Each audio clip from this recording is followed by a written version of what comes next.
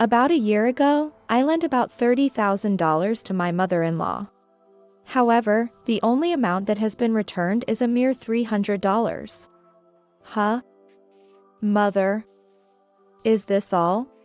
Upon hearing my unintentional remark, my mother-in-law looked down.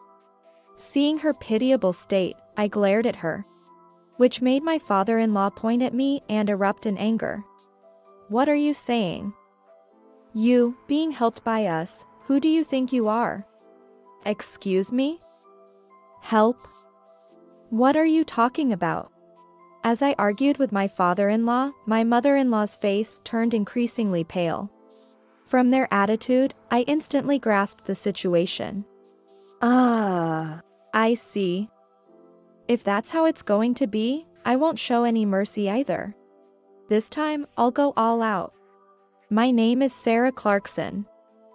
I'm a freelance illustrator. I married my husband, David, a year ago, and we've been living happily together. I started this job 4 years ago when I was 26. Until then, I had been working at a production company. But I wanted to do what I loved at my own pace, so after much consideration, I decided to start my current job. It took a lot of time and discussion with David to get to where I am now with my job. David had been opposed to me leaving the company ever since we were dating. David is a teacher. Being extremely earnest by nature, he believes that having a stable income is most important. Therefore, he thought that leaving the company to become a freelancer was very risky. When I was contemplating leaving the company to freelance, he often said this to me. If it's really what you want to do, Sarah, I won't stop you. But I don't want to see you upset if it fails. David, thank you. I might fail, but I want to try. What if it doesn't work out and you have to find a job? Isn't your current company good with benefits and treatment? It's a path I've chosen, and if it comes to that, I'll work hard. I want to see how far my abilities can take me. After all, I don't want to extinguish my own possibilities. Extinguishing your own possibilities. I see. David. Is it not good? I understand. If Sarah is that determined, I can't oppose. I'll support you. Either way, I plan to be there for you. At that time, David and I were not yet engaged. But his words were a great support to me. This made me want to work hard, not just for myself, but for him as well. Afterward, I resigned as planned, became independent, and achieved my dream of being a freelance illustrator. Initially, I created an online account and started taking small jobs, building up my portfolio. Gradually, my illustrations gained recognition, and I even began producing merchandise and illustration collections. Before I knew it, my income had multiplied several times more than when I was employed at the company. It was around this time that David proposed to me. Actually, we had been discussing marriage for quite some time. But, not wanting to be a burden on David, I asked him to wait a little longer. Despite various challenges, we got engaged without any issues. Everything was going smoothly, but there was one problem. It was about David's mother. Simply put, my mother-in-law didn't like me. It happened when we went to his parents' house to announce our engagement. His father was away on business, so it was just the three of us, having a casual conversation. However, as soon as I mentioned my job, my mother-in-law's smile stiffened, and her eyes changed. Upon hearing the words, freelance illustrator, she began to look at me with a cold gaze. Sarah, weren't you working at a production company? I was, until a few years ago. I resigned from there. Now I'm independent and work from home. What? Independent, you mean? Not working at a company but just drawing at home? Yes, that's right. But that's my job. For example, I create various illustrations used by corporations. I was expecting something good since David said you were a nice girl. So, when David is at work, you're just drawing pictures, right? Well, mother, about drawing pictures. I felt belittled about my work and couldn't hide my irritation. David, sensing my mood, stepped in to help. For people around mom's age, working from home might seem like a side job. But nowadays, it's a normal way to work, even for company employees. David, even so, a stable income is important. No need to worry about that. It's embarrassing to admit, but Sarah earns much more than I do.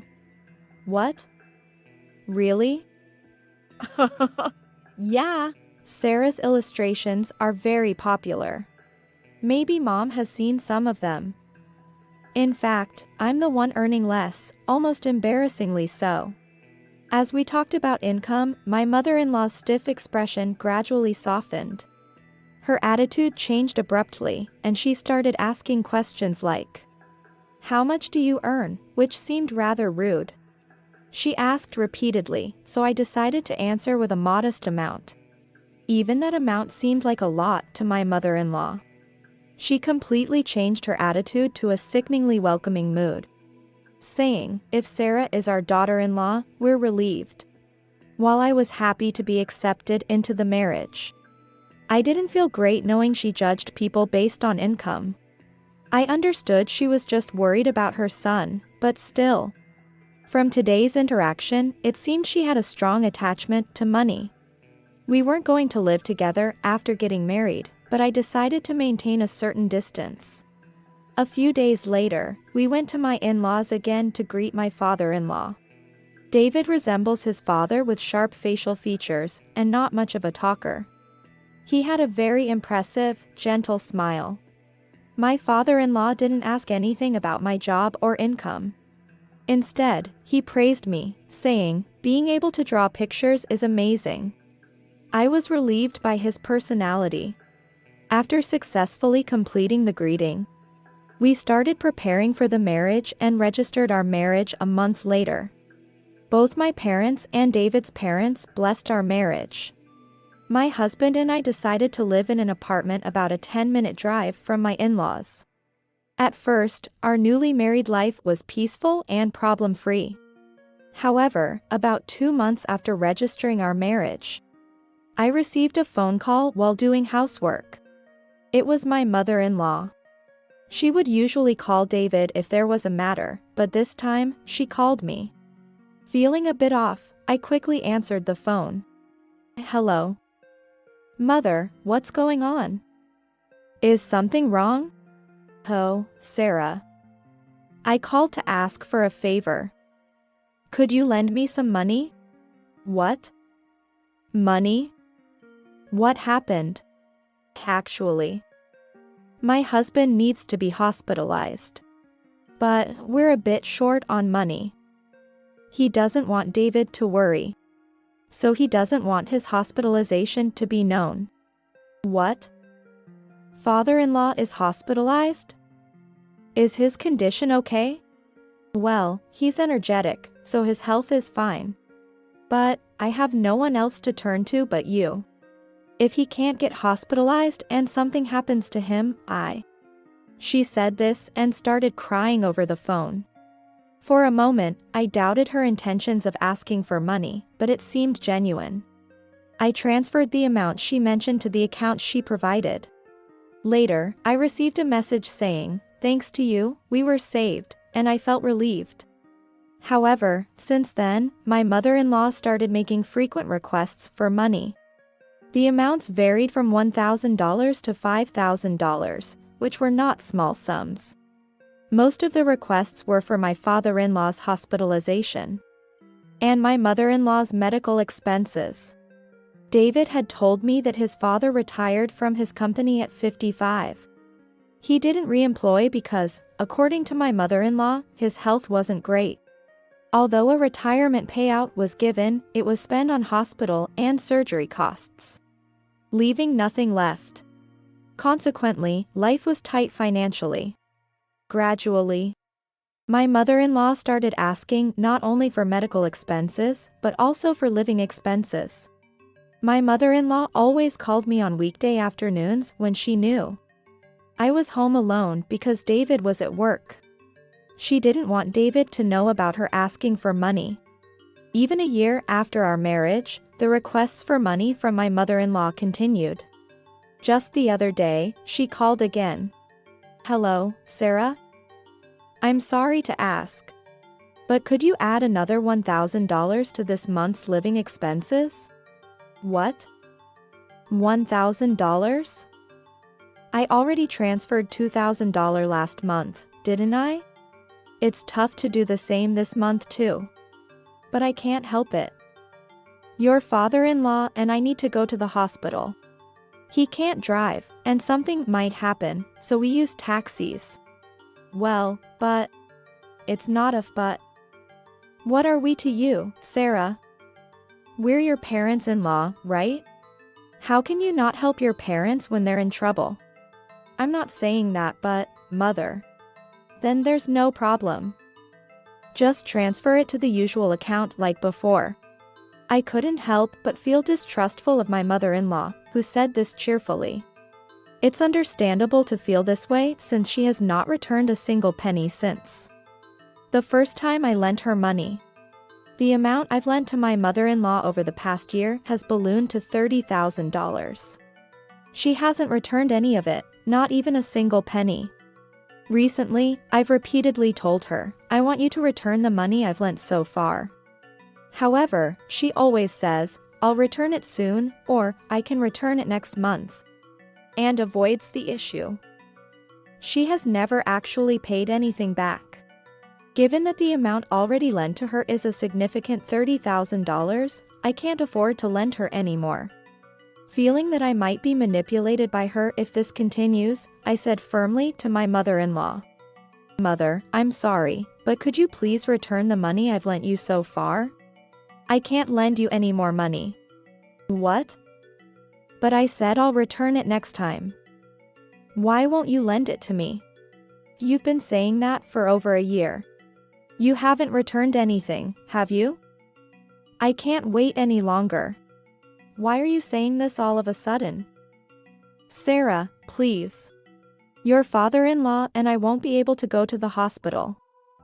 He's about to have surgery soon. I can't do it anymore, mother-in-law. Please show some intention or action to return it. You have hospital bills, right? Please show them to me." After my words, my mother-in-law fell silent and then began to speak in a tearful voice.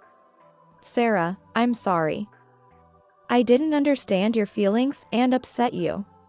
Mother, you don't have to cry. You're right. It was wrong of me to keep borrowing. Come to our house tomorrow.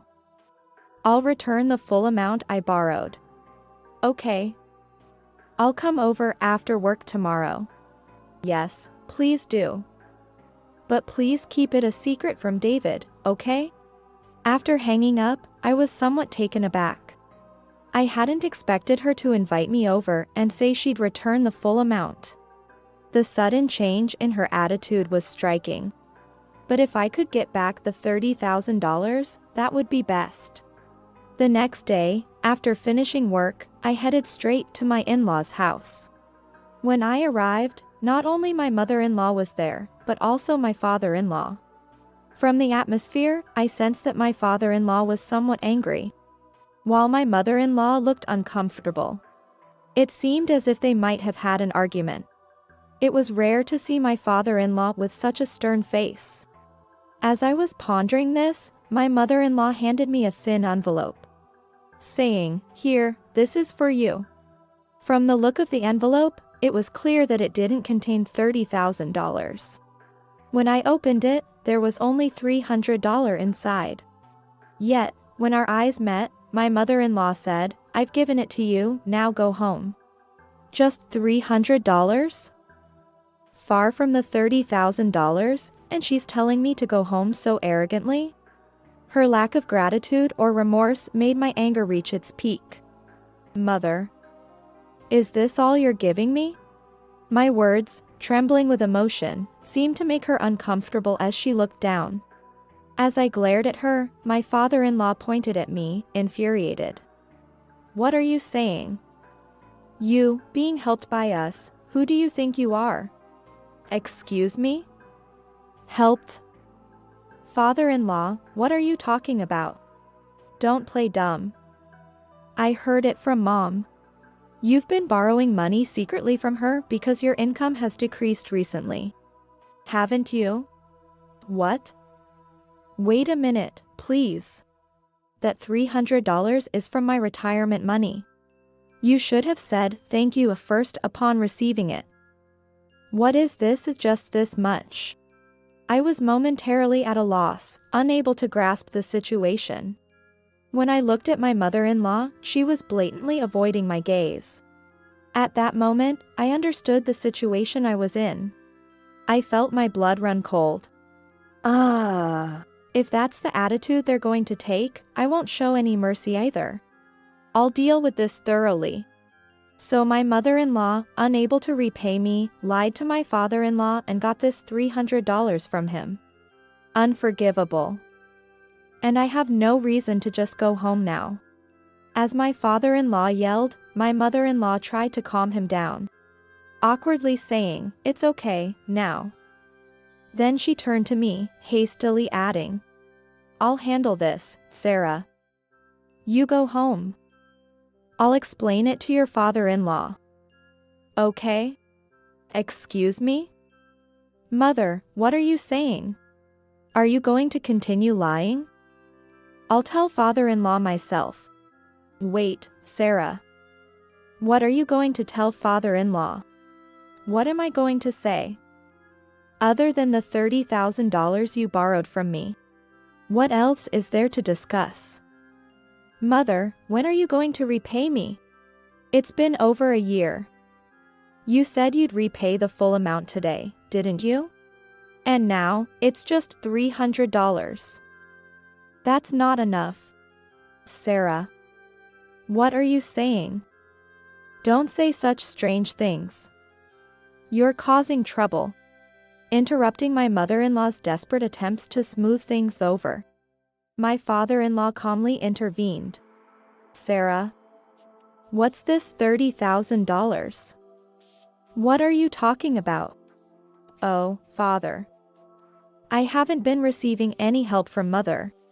On the contrary, I've been the one lending her money. The total amount is $30,000. Would you like me to show you the transfer details as proof?"